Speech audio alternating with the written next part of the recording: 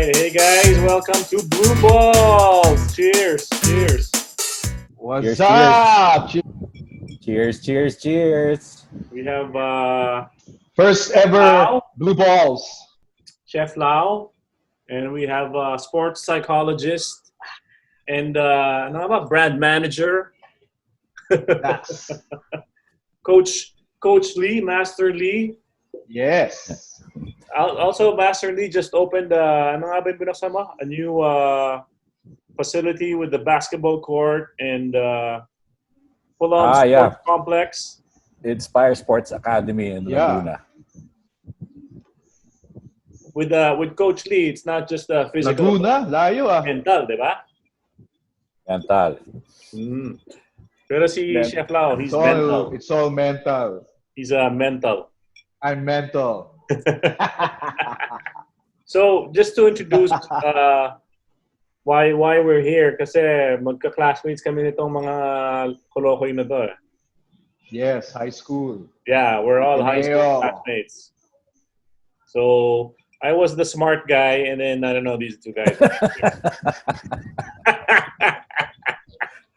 And I was the seatmate of the smart guy. So Lee was the varsity basketball player. Nice. Wow. high school level. And I'm varsity ano, chef. Si Chef Lau, hindi pa siya chef noon. Ano pa lang siya? Varsity, spider fighting. I'm the drunkard. Di ba ano ka? Varsity spider fighting, champion. Of course, everybody's excited. I'm sure you guys have seen it. I've seen the first episode pa lang of the documentary of the great, the GOAT, the GOAT. I've seen the 2 episodes. Ako, 1 pa lang eh. Tomorrow, mamaya siguro yung episode 2. Yeah. We're talking about, Michael Jordan's documentary, The Last Dance. Yeah. Woo-hoo! The GOAT. The GOAT. Yeah. So, okay. So, before we start, so, Lau, you've seen the first 2 na, no? 2 episodes. Yep. Ikaw, Lee. I won't spoil you. Tim, I won't tell Tim, you. kasi I don't know how you could have how you could stop yourself from going to the next episode, no? Oo nga. Hindi, kasi ito lang yung... tutuloy ka talaga. Isa lang yung TV namin. Nagalit na asawa ko eh. After nung first episode, sabi mo siya naman eh. Kaya sabi ko, sige. Okay. Galit na eh. Nagalit na eh. So sabi ko, sige, bukas. Pati rin ba sa TV, Tim, kailangan mo pa rin ng visa? Grabe naman. Isa lang kasi yung widescreen dito. Isa lang yung widescreen. Ayoko naman manood sa phone. How sad. Manood ko sa phone, ganyan. Oh. Diba? Corny. Kailangan big screen. Yes. 6'6". Sabagay, you have a point. 6'6". Sige, anyway. Dito. We won't spoil you, Tim. Don't worry. Alam ko naman, mananalo sila, di ba? Hindi pa sure. Panoorin mo until the end. Pero we can all agree. We can all agree before we start this discussion. Can we all agree that Michael Jordan is the GOAT? Yes.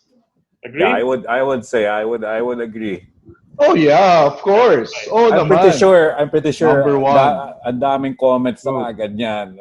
They mention all these players, but tama Tim eh. The greatest. Diba, Lau? I think what makes so far our trio unique. Yeah. No? And diba, before the recording was on, we were saying na because of ang dami nang nakapanood ng Last Dance, so a lot of people have posted videos na rin about discussion on the Bulls. But I think yung unique sa atin, that was the time that we were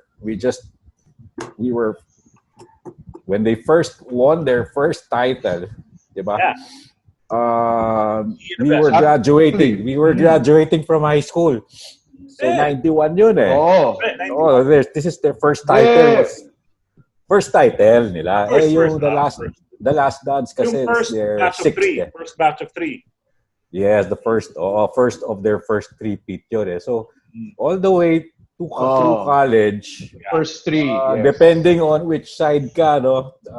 It was Michael Jordan and the Bulls the whole entire college life natin. Yeah. And I was not a basketball. I did not play basketball at all and I didn't like basketball until si Michael Jordan came into the scene. Doon ako na hook. So talaga? I think that's the difference. Wow. That's the main difference is we were living in that time. Like we are familiar with the games, the players, everything, di ba? Saka ano yun eh. Dalawa lang yun eh. Either you're a Michael Jordan fan. Ginagawa ko yung move niya, yung dito, tapos dadalis ko, gano'n. Sa kabila, ginagawa ko yun eh. I think ang difference yung natin. Yung favorite move mo? Yung... Kaya nga after a while, inaabangan na ako doon sa kabila parati kasi alam nila doon ko dadalhin. Dipsy-do. Dipsy-do. And ang difference natin, when we were watching yung mga... So dati pa lang, hang time na. NBA games natin, well at least no high school tayo, di ba? FEN. Yung mga feed sa Clark, may kailangan ng Nag-aangalas ako, so tapos lang yung FEN sa akin. Kaya very nostalgic siya pag pinanood mo eh. Kasi you're brought back in time din eh. Kasi, I mean, nakikita ng mga tao ngayon when they show, syempre, yung last shot ni Jordan, all that. Pero yun, not Jordan as the skinny, medyo ripped na ngayon pag nakikita nila, di ba yung Jordan meme ngayon na umiiyak, yun palagi eh. Crying Jordan or yung Hall of Fame speech niya, ganun mataba na eh. Pero yung ganun na Sino ba si Jordan for you, passion. Lee? What is Jordan for you? Yun. Sino siya? Ano talaga siya? Sino siya? I think he... To you, yung what? For me, ano yan eh. In-idolize ko yan. What made you idolize? I was rooting for him as a player. I was a big Boston fan because of Bird. No? Pero I would really root for him all up until the time that he won his first championship. Mula nun, ayoko na. Kasi naging dominante na sila eh. Sobra na. Inis na ako nun eh. But as an individual player, in fact, when he was a rookie year niya, nag-drop yung Air Jordan 1. Yes. So, at the time, pero yun yung difference, I think, ng generation natin. Pinanlalaro talaga natin. Oo. Hindi pa hindi pa uso nun yung yung mga collection, glass box mo. Alala ko yun eh. My mom bought that pair for me from Hong Kong. In Hong Kong. Tapos, yung original colorway, red, white, black. Wow! Grade 6, pasok ako sa grade school. Baggy pants pa eh. Tapos, ingit na ingit sila kasi ilan lang ang naka-AJ once noon. Pero, siguro nung sana tinago mo yun. Alam ko lang yung value nung time. Hindi ko na sana ginamit, di ba? Yeah. Pero yun. Ginagamit natin talaga, di ba? Pag sino may pinanlalaro shoe nun, hindi siya for display only talagang. Kaya yun, nalaspag, nasira. Pero big influence si Jordan sa kaya ko pang abutin yung board nun. Ngayon. Hindi na yung board na lang ng basketball court ko anak ko. Early ka pala nun, early. Oo. May abs ka nun, di ba? May abs ka ba nun? Meron pa. Tinatry ko ibalik. Ako may confession. Oo nga, nakita ko. I have a confession. Wala akong Air Jordan. Reebok pump. Reebok pump. Yung may pump. Alam mo yung may pump? Nagkaroon din ako nun. So, orange pa yung pump. Pasa sa akin, time out muna kasi papump ko pa eh. Papump ko pang yun. Tapos sa shaded lane ka, 3 seconds. 3 seconds kasi pinapump ko yun. Ikaw, Lau, si MJ. Ano si MJ sa'yo?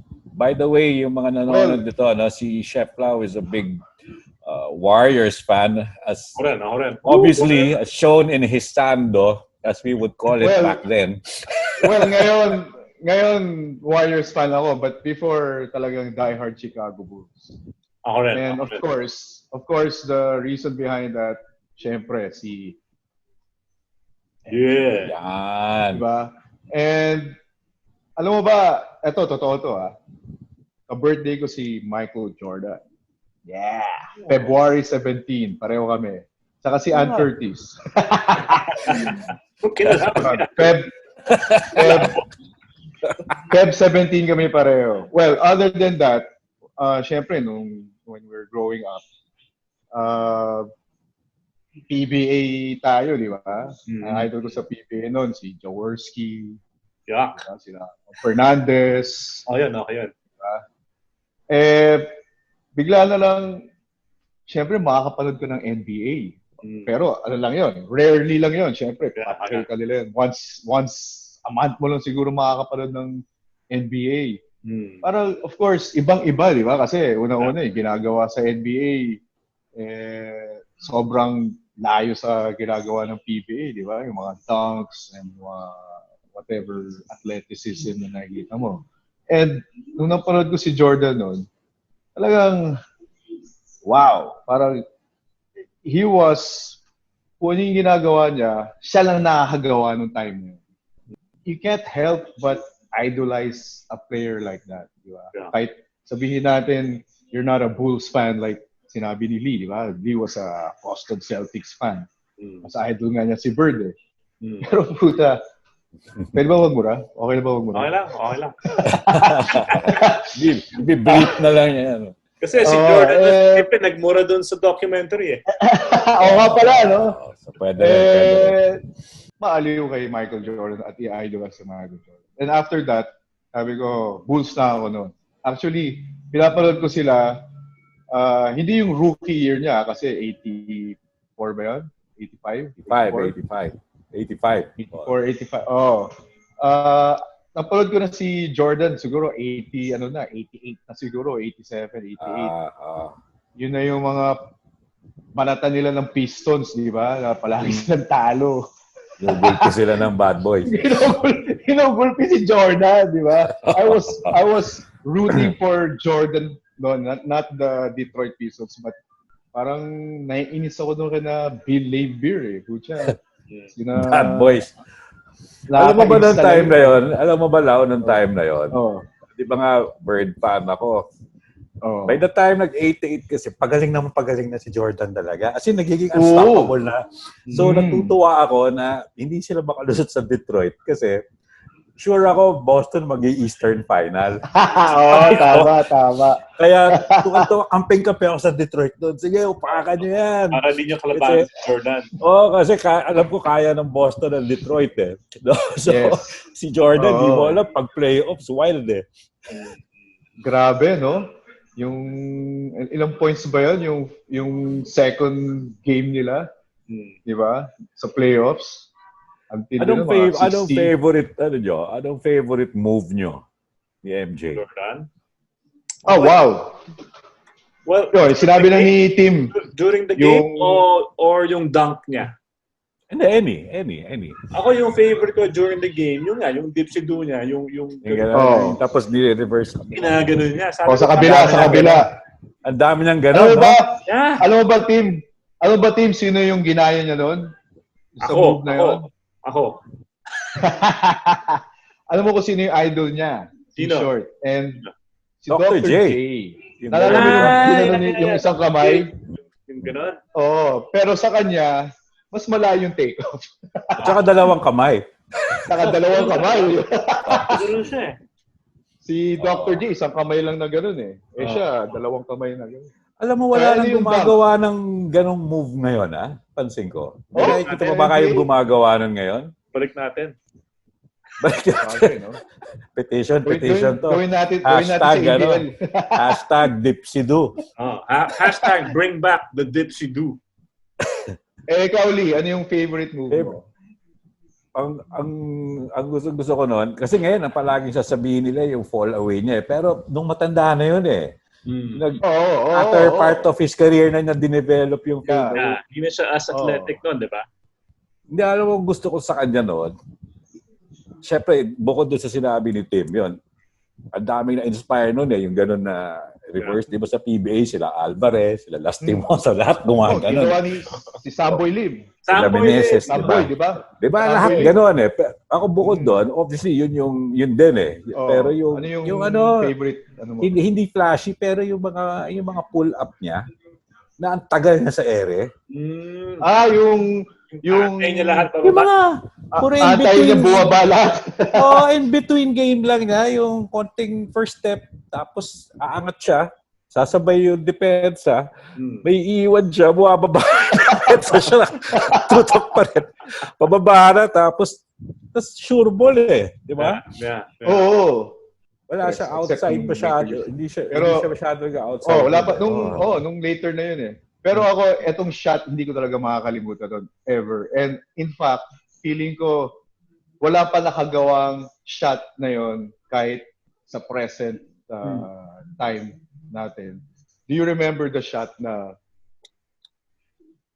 nag-take off siya siguro near the free throw? Hindi yung dunk yung near the free game to. Yung Lakers? Yung Lakers? Yung Lakers kalaban. Yung sa Lakers, yung gano'n.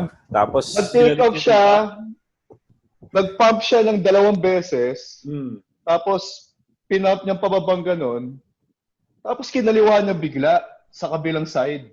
Parang, ano yun? Finals yun. Nagawa ko na yun. Ba yun?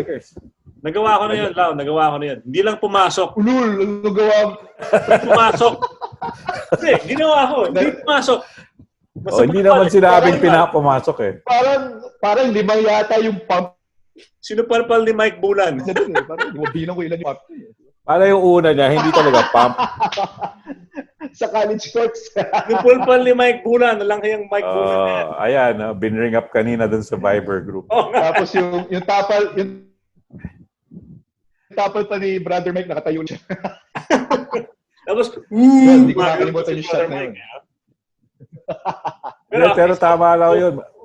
Nagmukhang 2 pump yun eh. Kasi nag-start siya pag ganito, tapos nilipat sa kaliwa. Parang nilipat sa kaliwa, di ba? Parang 5. Parang 5 yung map niya eh. Actually, pwede na niyang i-dunk yun eh. Kaya diba? na actually. Pero saka layo ng take-off, di ba? Grabe. Yun ang, for me, that was the best shot ever. Best dunk. By a player. Best dunk ni Jordan. In game. Best dunk. No. In game or in the contest? Syempre, kasama yun. Pero hindi naman siya nag-umpisa nun. Cradle. Ako yung favorite ko yung cradle, yung ginano niya. Yung cradle na Actually, ginagawa niya yun in-game, bro. In-game na ginagawa yun, yung gano'n. Yeah. Maski nung college pa lang, di ba? Gawa. Ano yun? Rocking the baby ba yun? O cradling the baby? Meron siyang one-handed, meron siyang two-handed. Mas nililipat niyang gano'n. Ako gusto ko yung yung bumaseline siya kila Ewing sa Knicks. Parang, wow. Isa siyang atake, bumalik, tapos binalik niya ulit, tapos sinalpak na doon sa harap ni Ewing, di ba? Alam mo, kawawa yung si Ewing kasi in your face na siya ni Jordan, in your face pa siya ni Scottie Pippen. Wasak siya kay Scottie rin, di ba? Kawawa rin. Kulak pa ni Scottie yun, di ba? Kawawa rin si Ewing. Tsaka, nag-champion ba yun si Ewing? Hindi, di ba? Never. Kasi butas ng ilong niya kaya hindi siya naka-champion. Sorry. Racist ba yun? Was that racist? Hindi naman race. More of lang. Gnosis. More on looks. Gnosis lang.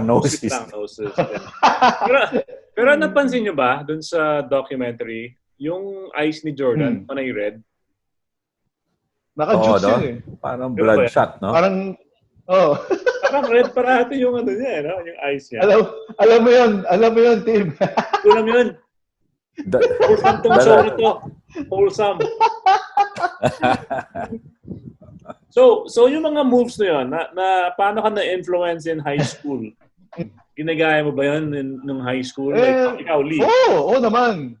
Oo, ginagaya ko yun. Siyempre lahat, hindi yung mga dunk, no? Obviously, pero yung Backboard. Lahat. Oo, di ba meron siyang yung slam dunk, yung first slam dunk, second slam dunk niya yung kiss the rim, yung sa side, tapos yun doon na yung ring. Gagayahin ko siya, pero Topboard. Pero topboard. Topboard din. Wow, tindi mo rin ha. Magaan pa ako doon. Ginagawa ko yung free throw. Tatalon ako sa free throw, tapos babato ko lang ganun. What is now known as teardrop. Tama. Free throw, teardrop. From the free Teardrop throw. from the free throw. Tapos teardrop. Oy, pwede yun, no? Hindi siya pumapasok, ha? Hindi siya Maganda pumapasok, yun, pero ang ganda ng forma. Pero Ay, hindi di ba? pumasok. The team tayag teardrop. Triple T. Triple threat. Hindi na pumapasok, pero at least yung forma nandun. Diba? Nandun. Kaya mo na yung saka na yung Pero basket. hirap pa rin yun, ha? Sa editing Mahirap pa rin yun, ha? From the free throw, teardrop. Basta tumama ng rim, ha? Tumama ng rim. Okay na yun. Tumama ng rim, okay na yun, di ba? Para na rin pumasok yun. yun. Para na rin pumasok yun. Good as 1 point na yun, 1 point, di ba? Okay. Pero, Nice. among the opponents of the Bulls or of Jordan, sino yung kinakabahan kayo? Yung parang you feared that opponent ni Jordan? Detroit talaga, syempre. Detroit. Yeah? Kasi feeling ko may injury si Jordan. Kanina? Pistons? Detroit Pistons. For me, mas nahirapan pa nga ang Bulls sa Pistons kaysa sa Lakers nun or sa Boston. Yeah, Talaga yung Pistons talaga was the number one nemesis ni Jordan and the Bulls. And Especially during the when they finally beat the Pistons, I think doon na lumakas talaga yung collective na confidence as a team. Oo. Kasi ilang years din unang, yun? 2-3 years, di ba? Hindi sila makalumpas. 3 years! 3 years! Tapos Palagi silang wasak sa Detroit. Kasi after the Pistons, wala akong nakikita after the Pistons, makakasamay. who was the most feared opponent for you? Ako, dalawa. Sige, ikaw muna. Wala akong maisip. Actually, si Gary Payton. Milwaukee. Sonics. Kasi The glove. Si Payton, parang di siya takot kay Jordan. Seattle Sonics. So, pag binabantayan si Jordan, ang angas, parang yung angas ni Payton. Di ba? Yung guwagan ba yan, eh? Kasi di siya takot, di ba? Yeah. Pero actually, na-check ba ni Payton yan si Jordan? Hindi, for a while, actually, nung nagtapat yan sa finals, eh. Sino? Ang Seattle at Chicago, di ba? Yeah. Finals, yeah. Mm-hmm. Finals, I think yan yung 93. Sean Kemp. Nandiyan na si Sean Kemp. Sean Kemp, yan na yan. Detlef Schrempf, yan na yung lineup ng Ray Allen. Yeah. Wala pa si Allen noon. I think nagka-coaching assignment, ginawa ng coach, nilagay, kasi pagka same height ni MJ, chibog eh. Yeah. Chibog ni MJ. Yeah. Nag-gamble siya, ginawa niyang assignment si Payton. So, there was a stretch. Mas maliit. Payton game na yun. Payton na nilagay kay MJ. Yeah. Na medyo na-disoriented si Jordan doon. Na naging effective si Payton doon na nasi-strip niya yung bola kay Jordan. Talaga? Makikita mo yan. Nakakatakot si Payton. Magaling si Payton. Tsaka hindi siya takot. Yun eh. Nag-defensive player yun eh. So, there was a time na ganun. Si George Karl ang coach nila nun eh. So pinapag-swap-swap niya. Kunwari, Payton muna, tapos pag nahuhulaan na ni Jordan, ibabalik na sa malaking depensa. Tapos ibabalik na si Payton. So, bagay. Pero there was a game na Jordan? At some point, na-stop rin ni Pippen eh. Tinap ni Pippen si Payton eh. So, parang ginagawa nila eh. Pagka di ba? Nilalagay nila si Pippen Pippen was the best defender. Pippen, yeah. Like nung Utah, di ba? Nilagay si Pippen kay Stockton. Actually, yun rin yung kinabahan ng opponent. Yung Utah Jazz. Kinabahan rin ako sa kanila. Hindi ako kinakabahan nun kasi kampe ako sa lahat ng kalaban ng Bulls nun eh. Kampe ako sa Sonics, kampe ako sa Phoenix, kampe ako sa Utah. Inis na ako kay Malone nun eh. Nag-choke eh. Yeah. Si Stockton ng the best doon sa Utah. Yung naka-post up siya, game on the line, tapos ginanon ni Jordan. Yeah. Actually, idol ko si Stockton sa point guard. Yeah. Yung time na yun. Yung series na yung iconic na hinirit ni Pippen, di ba? No, nag-miss ng free throw si Malone. Sabi niya binulungan. Tama. Karl Malone that mailman mailman doesn't deliver on a Sunday. Tama. Oo, nalala. Parang gano'n. Kaya nag-choke. One of the best trash talk. Si Jordan ang the best mag-trash talk ever. Yeah, trash talker daw yun. Di ba? Tsaka pag tinrash talk mo si MJ, he won't trash talk agad-agad back. Dadaanin niya muna sa laro. Yeah. Tapos pag pinahiya ka na, tsaka ka na ita-trash talk ni Jordan. Ganun siya mag-trash talk.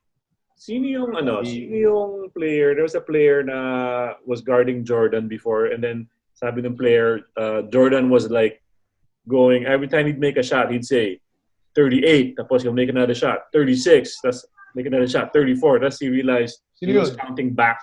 Parang I'm gonna score 40 points as he was counting back to 0. Sino nga ba yun? Narinig yun yan?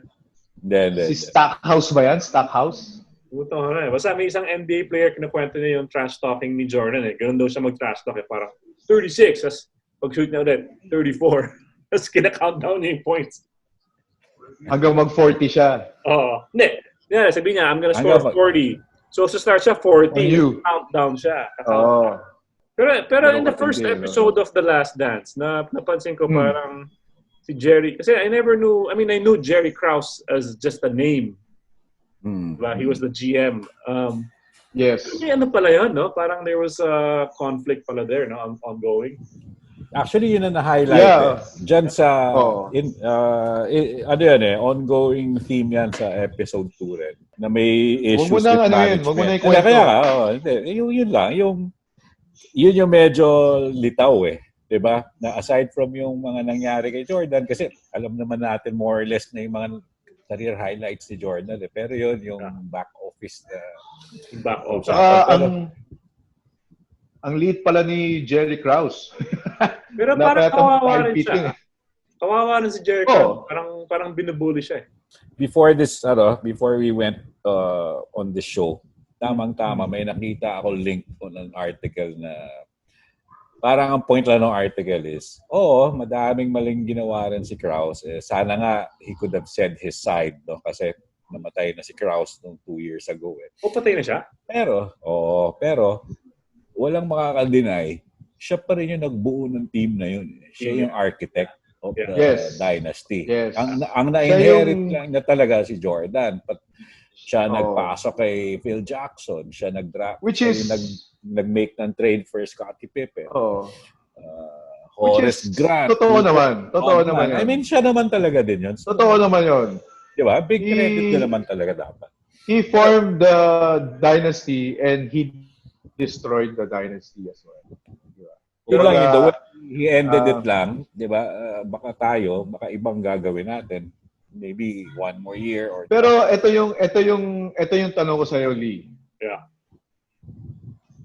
Usually, di ba, ang coaches sa NBA, pag nafa-fire sila, minsan dahil sunod-sunod na seasons na hindi nakaabot sa playoffs or umabot sa playoffs pero natanggal sa first round or may riff siya yung coach with the star player na sabi ng star player, ayoko ng coach na yan. Usually ganun nangyayari, di ba?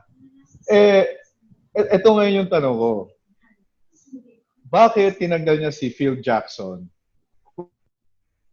who won 5 championships for them and telling him sa 6 kumbaga sa season na nanalo silang 6 start pala ng season na yun, sinabi niya, this will diba? be your last year to be the coach. And then you're out, diba? Kaya nga yung title ng documentary is The Last Dance. Kasi si Phil Jackson nga yung nagsabi na, this would be my last dance. Yeah. And feeling nga niya, which is, he's a savant. Feeling niya, it will also be the last dance ng mga kasama ng mga players and all that. Yun yung feeling niya. So, ang tanong ngayon, why would you say that to a coach who gave you 5 championships before even the season starts? Ano kaya yung nangyari kay Phil and kay Jerry Krause for him to do that? Diba? Umpisa pa lang, siya yung nag-recruit kay Phil Jackson. Yeah. Diba? Wala, feeling ko naging ego struggle na yun 'di ba? Na-mention yan dun di ba? Na parang baka nasa episode 3. Hindi, sa 1, nabanggit na yun Na siguro, yun nga, sabi nga natin, siya yung architect of the whole team. I guess he wants to get the credit, gano'n? He wanted some credit also. Credit. Diba may press con nga na sinasabi niya doon na it's not the players who win championships, the organization. So parang yun yung way niya of saying, yun yung parang na, bigyan niyo rin kami ng credit. I think naging ganun I mean, hindi na paniwalaan kasi parang naging petty. Kasi di ba normally, hindi mo naman sasabihin sa start of the season. Siguro kayo na lang ng boss mo, tingnan muna natin tong season. Saka natin siya bigyan ng extension or offer ng extension. Pero in his case, talagang he made it clear, di ba? Sa start of the season, ito ka na lang, 1 season na lang. Yeah. Wow. Di ba parang, dahil ako, I wouldn't have done it that way kung ako yung, hindi ko gagawin ng ganon. Oo naman, di ba? Gago ka nun, di ba? I mean, as history has shown, backfire sa'yo, di ba? Parang ikaw napalpal. Okay. In short, gago siya. Okay. So, at that time, sa tingin nyo, sino yung team during that time na pinaka may chance to beat the Bulls back then? Which year or which... that era. That parang that 8 years. Nung nagcha-champion na sila. Yung sila. Yeah. Sa Jazz? East or sa West? Sa East or sa West? I mean, sorry. Sa West. Sa West. Kasi East is siguradong Chicago na sa final. Hindi ko yung Jazz. I think yung may chance was the Jazz. Feeling ko. Kasi sila yung may upper hand na nung sa series nun Yeah. And yung tapos Jazz, yun nga, diba, nag-choke? System sila. Magandang system ng Jazz, Ako, Lakers nung nung year na nung that span. Actually, the first time na nag-champion ng Chicago Bulls, I really thought na magcha-champion ng Lakers noon, hindi Chicago. Although I was rooting for Chicago Bulls. Pero was that si Magic? Was that pre-HIV Magic? Magic and Kareem. HIV Magic. Ano ba yan? Post na yun. Bago. Hindi pa siya na HIV noon. Before nag-HIV si Magic noon. Before, tama. Before pa yun. Kasi 91 yun Kasi nung post-HIV, parang bumabantay sa kanya, Para yun ang COVID nung time na yun Yun ang COVID nung time na yun. Yun yung coronavirus dati. Parang we won't guard you. I think si Gobert, if he plays now, ganun lang sila,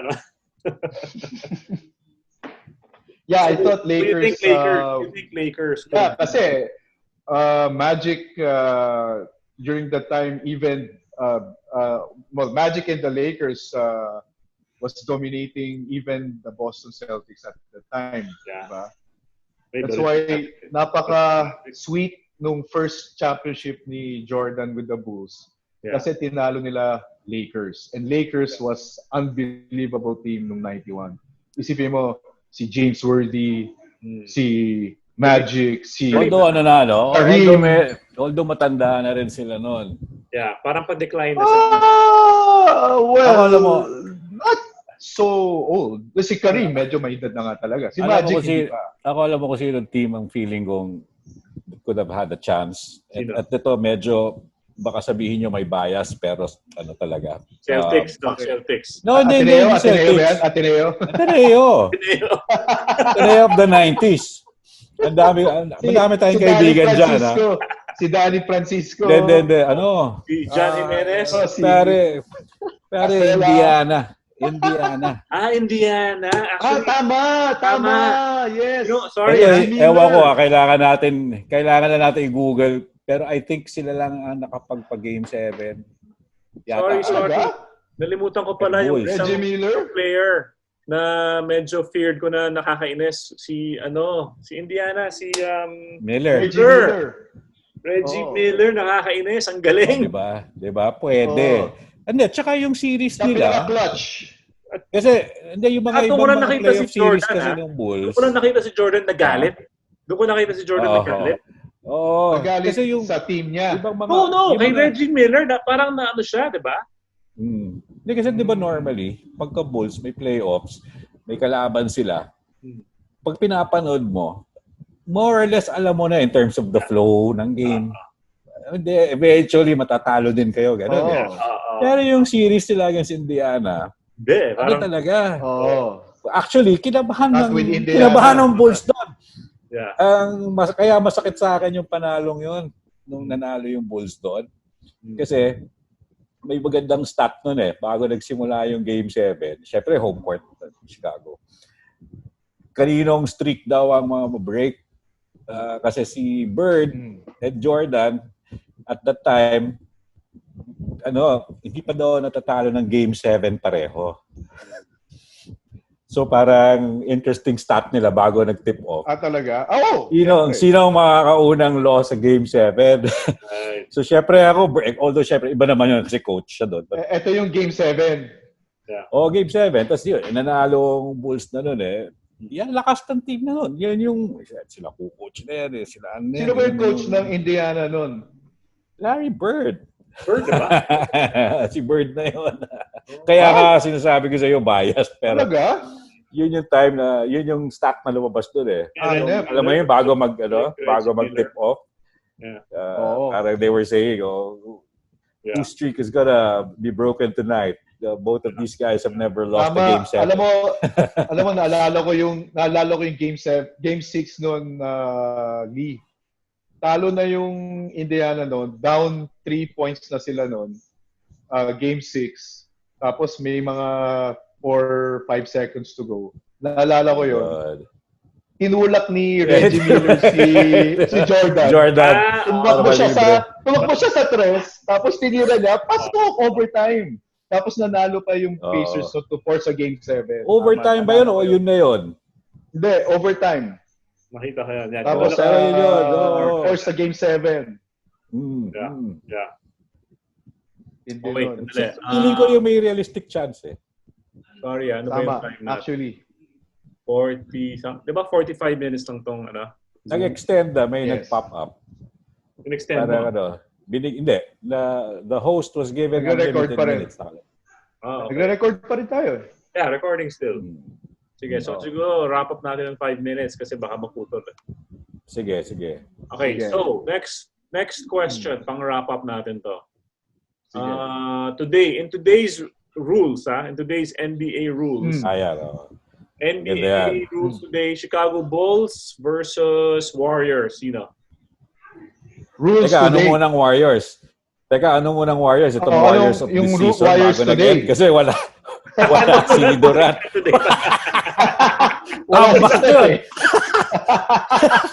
Wala na si Durant. Wala na si... nga pala. Tama, good question. Which Warriors with Durant. Sabihin ko sana kung without Durant, chichibugin sila. Pero with Durant, magandang laban. Warriors ako. Warriors, I think. Warriors with Durant and today's rules, I think so. Pero kung yung rules dati. Rules before, may hand check? Hindi, ganun din kung walang hand check ngayon, baka nga mas naging dominant si Jordan. Hindi kasi alam mo, iniisip ko nga yan So, sino ang starters ng Warriors na may Durant? Steph, Clay, KD, Draymond. Sino yung isa pa? Sino yung panlima? Si Iguodala. Iguodala or DeMarcus. Siya ba sila start? So, sino magbabantay kay sino ba sila start ng Bulls? Si Pippen, babantayan niya si Harper. Jordan, Pippen. Yun ang feeling ko doon. Alam mo, yun ang feeling ko magiging edge ng Bulls doon Kasi Rodman. Alam mo magbabantay kay Curry, si Ron Harper. Okay. Medyo mahaba, malaki ng konti. Hindi ko sabing, syempre may iwanan din siya ni Curry, pero medyo mas, tapos kay Clay, hindi makakatira ng gusto si MJ magbabantay sa kanya MJ and Clay. KD, medyo nice matchup. KD Pippen. Di ba? Pwede. Rodman. Sino ba ba? Draymond tsaka Rodman. Okay din. Match. So baka magkatalo kung na Luke Longley versus sino ano na nila. Well, So, center nila feeling ko dahil baka makontrol feeling ko. Bogot si pa nung Bogut. Feeling ko magiging edge ng... Australia, di ba? Bogut and Longley. Feeling ko magiging edge ng Bulls doon. Baka defense. Baka kaya na lang i-disrupt yung Clay, Steph. Tapos si Durant more or less feeling ko may advantage ng konti si Durant doon sa matchup kay Pippen, pero hindi yung madadalian. Hindi medyo mahirapan siya kay Pippen. I think ito ako may pros and cons may disadvantage siya advantages. Bulls, advantage nila. Pros and cons. Yun yung meaning ng pros and cons. Well, disadvantage siya advantage, sorry. Advantage ng Bulls, they are a better defensive team, no doubt. Kasi kay Rodman pa lang. Rodman, Pippen, Jordan and Rodman, Jordan, Harper, those are all defensive two-way guys. Except Rodman. Rodman, depensa lang, walang offense. Yeah. Parang green. Which is Draymond. Draymond is the same. So, kahit gaano kagaling ka na shooter with Clay, Durant, and Steph, of course, Steph being the best shooter ever in the history of the NBA, iba pa rin pag nade-depensahan ka, iba pa rin during playoffs. Di ba? So, for me, kahit sa rules ng today's game, I'll bet on Bulls. Talaga? Which is saying big because I'm a big Steph Curry fan. I know. That's a big statement. For me kasi, defense wins championships pa rin. Ka naman. Wait, ano yung percentage, 3-point percentage shooting ni Jordan? Not as great as career. 35 yata. Parang gano'n yata. Baka 35 yata. Mas mababa pa siguro. Mas mababa pa ba? Baka Mga 31, 32 lang siguro. So, ang Bulls as a team, yung percentage nila 3 points, mga 30s. No. Well, mataas din because of Kerr. Kerr was the highest... career, di ba? Field goal? For a while. In 3. Up to now ba?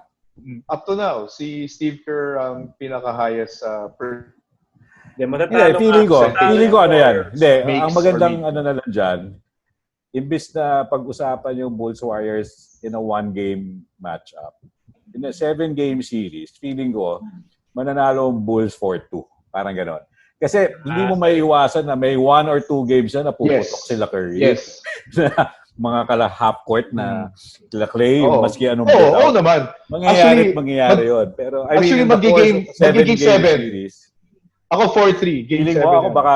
Ako feeling ko 4-2. Sinong panalo? Ako 4-3. Bulls ako. Bulls ako 4-2. Bulls pa rin? Ako 4-3 Bulls. Ako Warriors. Relax. Why do you think in today's rules, simple math. 3-pointers beat 2-pointers. So, tira na ng tira sila sa 3. Wala na, di ba? You got a point. Supernova na si Magsusupernova na si Curry. Wala ka na magagawa. Half court pa lang. Titira na. Wala ka magagawa. Actually, ang crucial doon yung lineup na may Durant. Actually, yun ang baka pwedeng swing kung wala si Durant, feeling ko matatalo yung Warriors. Kung wala si baka 4-1 yan. Makakaisa siguro. Yeah. Pero with Durant, mahirap. Actually, no. With Durant siguro 7 games pero 4-3 Actually, I beg to disagree. You're giving too much credit to Durant. Ang best record ng Warriors noon, wala si Durant noon. Di ba? Pag may Durant ka parang the season before. I'd rather be with Durant than without Durant. Iba si Durant. Well, yeah. Mag-iiba. Magiging 4-3 ang prediction ko to. Pero Bulls sabi mo kanina, sabi mo 4-2, ngayon 4-3 na. Ay, kung sige, ipa-factor in ko na si Durant. Okay. Pero kasi, lalo na Game 7, Oo. Kanino ka kakampi? Kung nasaan si Jordan, doon ka kakampi. Game 7, Siyempre. galit-galit. Siyempre. Galit-galit. Pero may problema yung Warriors doon kasi kung si Kerr, hindi na siya pwede maging coach kasi nasa Bulls siya. Baka ma-sweep. Baka sweep. Baka sweep ang mangyari. Wala head coach. Tama. That brings me to a good question, Tim. Buti na bagit mo yan. Who is a better coach? Kerr or Phil Jackson? Pili ko si Kerr. Bakit? Kasi parang si Kerr picked up the good of Phil Jackson, Coach Pop. Parang kinuha niya lahat eh. Tapos ginawa niya Pwede. Kasi si Phil Jackson, he's one of the greatest, pero syempre may flaws rin siya. Si Kerr took it from Phil Jackson, si Greg Popovich, tapos kinumbine niya eh. Plus his own analytics. So parang sinasabi mo si LeBron na yung GOAT. No. Jordan. Kasi si LeBron picked up playing style ni Jordan. Picked up the playing style of Kobe. Magic Johnson yung passing. Gano'n? Magic Johnson, di ba? Hindi mo naman mapipick up. Pwede mong mapanood sila Kobe at si MJ, pero hindi mo naman kaya bang gawin? Kaya ng coaching. Hindi mo. Mahirap gagawin mo pa rin. At least. Actually, the only player that can actually mimic Jordan was Kobe. Kobe. Siya na yun. Siya na yung pinaka-Jordan. For me, next to Jordan. What's the closest? Yeah. Sa PBA, walang Jordan, no? PBA, walang Jordan, no? Samboy Lim. Samboy. Actually, pinattern ko yung game ko after Samboy. Kaya puro injuries ako eh. Wasa ka pa lagi. Tumaba ba yung ulo mo dati sa ring? Yung... sa board pala, sa board. Yung sa grade school, yung mababa, yung 5 feet lang. Wala no? Wala Walang ganun ka-dominant. Or at least yung sa high-flying side man lang. Yun na yung mga yun, no? Mr. Alvarez. Berhel Meneses. Yeah. Pero yun na, no? Wala. Well, Junmar Fajardo.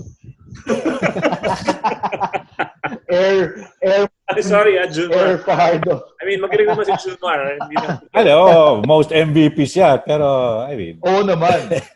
Sino nga ba yung sino yung sa Dallas, yung malaki nila? Si Bradley. Eaton. Sino? Si Mark Eaton. Sean Bradley. Yung isa, yung nasa James Bond, yung the big, parang Eastern European. Yung mukhang itong recent lang? Recent, yeah. Si Boba. Sino yan? Si Boba. Yeah. Boba Bradovic. Yeah, something bitch. Anyway, so we're almost running out of time. Yes. So yun, that was a good And so part 1 pa lang to. So cheers tayo dyan. Cheers. So cheers na. Cheers. Guys, ingat kayo Bus na eh. So stay safe, stay indoors. I think we have less than Let's do this again, part 2. Part 2, yeah. 8 days tapos na yung lockdown, hopefully. I hope. Sana. Okay. So sige, and next week may 2 episodes ulit tayo ng The Last Dance. Abangan natin yun. And then we'll do another discussion for episode 3 and 4. All right. Yes. Okay. All right. Thank you, Tim. Thank you, Lee. Thanks, Tim. Thanks, Lau.